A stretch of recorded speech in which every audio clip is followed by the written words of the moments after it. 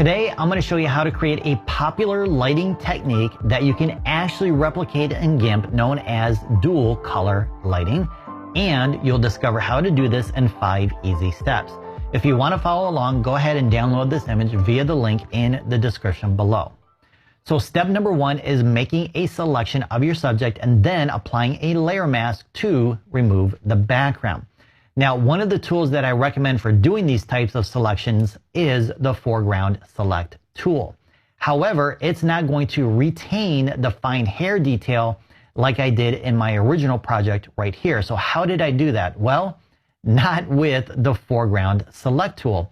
Instead, I used a selection technique that I did in a different tutorial called Discover How Easy It Is to Cut Out Hair in GIMP. And you can find a link to that tutorial in the description below, and that will show you how to retain the fine hair detail. So instead of repeating that tutorial here, go ahead and watch that if you haven't done so already. Make your selection, and I'm going to go ahead and cheat because I already have it done right here. I'm going to grab this and drag it over to my new image document. All right, so step number 2 is desaturating the image layer and creating some duplicates. So let's go ahead and click right here to duplicate it and right click and select apply layer mask to apply that layer mask. I'm going to double click here and I'm going to call this black and white. And I'm going to go up to colors, desaturate, and desaturate again to, well, desaturate the image. Let's go ahead and duplicate this layer 2 times. We're going to rename the top one blue and the other one will be red. All right, so step number 3 is applying our colors with a gradient map.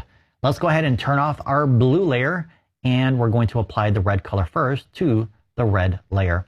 Let's come over here to our foreground color swatch, click on it and select a red color. If you want to use the exact color that I'm using, type in this hexadecimal number right here. It doesn't have to be the exact color because I'm going to show you later on how to change the brightness level of the color, and if you want, how to change the color in case you're not happy with the color that you chose. Maybe you want yellow instead of red. Either way, let's start off with red. All right, before we apply our color, I just want to share with you real quick what is happening when you apply the gradient map so you have an understanding of what's going on when you're applying this technique. So if we go up to Windows and select Dockable Dialogues and then click on Gradients, that will bring up the Gradients panel. Now I want to show you the Gradient Editor so I can actually show you what's going on. We're going to click right here to bring up the Gradient Editor. So we have our reds to the whites and then different shades of red leading up to the white. And what the gradient map is going to do is it's going to apply these colors along the different tonal ranges of your image. So on the left side here, we have our blacks and shadows, midtones in the middle, highlights, and then whites. So it's going to map these colors accordingly to those different tonal ranges. So let's do that. I'm going to go back up to the layers panel here, and then we're going to go up to colors, map, and gradient map, and boom, there we go. That looks horrible. That's not really mapping the colors in the tonal ranges, and that's because there's another key step for this editing technique, and that is to change the blending mode to vivid light, and now those colors are mapped according to the different tonal ranges of the image. How cool is that? I love it. Now, it's not perfect. We still have some work to do on it, but that's the step that we have to take right now. Let's go ahead and do the same thing for the blue color. We're going to choose our blue color, and I'm going to use this color right here. So again, back to the map, gradient map to apply that color, and then change the blending mode to vivid light. Now it's really hard to see that blue color because the red is a little bit more dominant. So if we turn off the red color here, you'll then see that blue color. So what we need to do now in step 4 is to target the colors where we want them on the image. I want the color red on one side and blue on the other. Now, this particular technique usually works best with images that have 2 lights, 1 on each side. This image was lit with 3 lights. And I know this not because I took this image, because I didn't. I know this because her eyes are telling me how many lights and where they're located for this particular shoot. How do I know that? Well, I'm going to go ahead and turn these layers off and I'm going to zoom in and show you. So the eyes are going to tell you what kind of lights and where they're positioned, and possibly which one is main and which one is fill. So if you take a look inside, we can see the reflection of the lights. So here at the top, we have two soft boxes. It looks like one is circular and one is rectangle. And I'm thinking the rectangle softbox is the main light because it looks a little brighter and it's bigger. So usually you want the bigger light to be the main light source. And then the smaller one will be the fill light.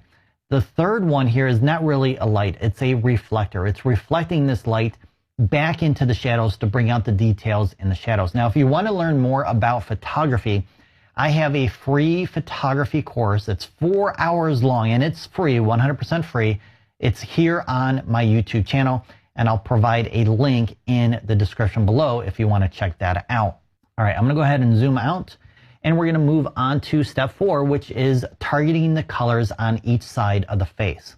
Now, I did mention that we want two main light sources typically for this type of editing effect, and we want them on either side, but we don't have that. So it's a little bit more challenging with this particular lighting setup versus a two light system, but I don't always want to make things exactly easy for you.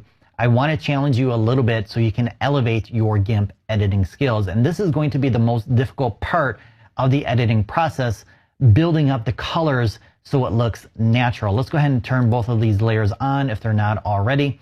And I'm going to go ahead and turn off the blue actually, because what I want to do is I want to start with the red, and I'm going to apply a black layer mask.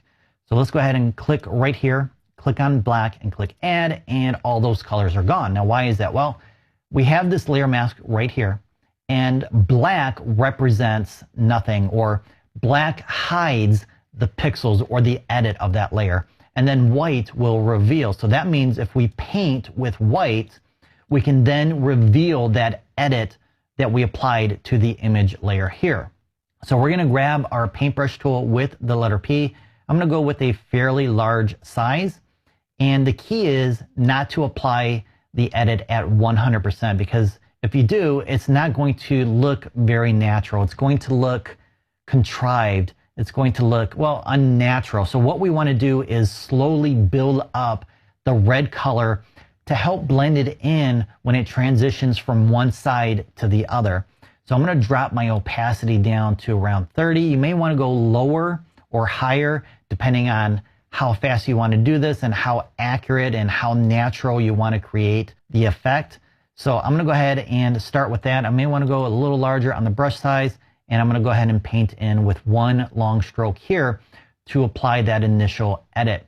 Now I may go back in with a lower opacity brush and begin clicking multiple times to add multiple strokes to the areas where I want to increase the intensity of that color, mainly in the highlights. I want those highlights to be really bright and less so in the shadows.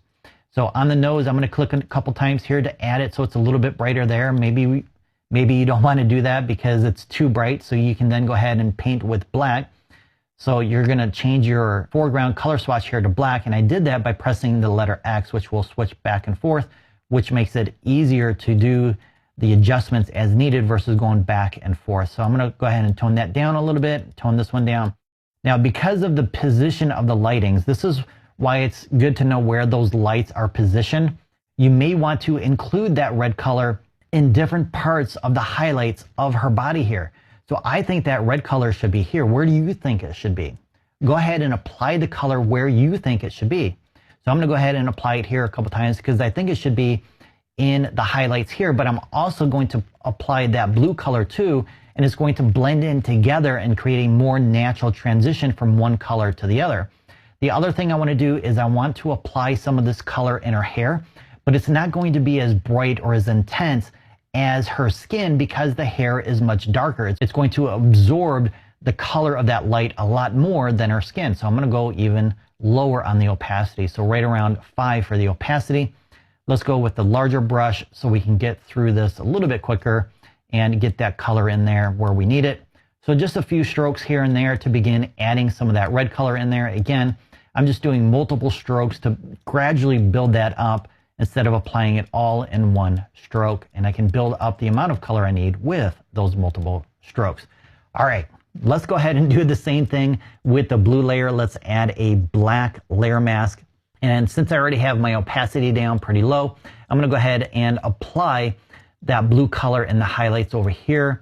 And because that blue's not as intense as the red, I may need to increase that opacity a little bit just to get through this a little bit quicker. And I'm not going to make this perfect. You're going to have to spend a little bit more time on yours to get it to look exactly the way you want it based on your creative vision. So now I'm going to go ahead and increase that opacity again and drop that brush size down a little bit so I can begin painting in that color right in this area with one stroke. And I'm going to place more of the blue on her body down here because I think that's where the color should be for the blue. That's my personal preference. Again, you're going to have to do what you think looks best. And then I'll go ahead and go back in with multiple strokes to begin building up that color even more and blending it in with the red. Now I think I did a little bit too much red here, so I may come off of the red with a black brush, which I think I'll go ahead and do real quick and see how that blends in a little bit better now that that is bleeding into that other side less. So you want to continue going back and forth and adjusting and painting with black and white to blend those colors in so they look natural.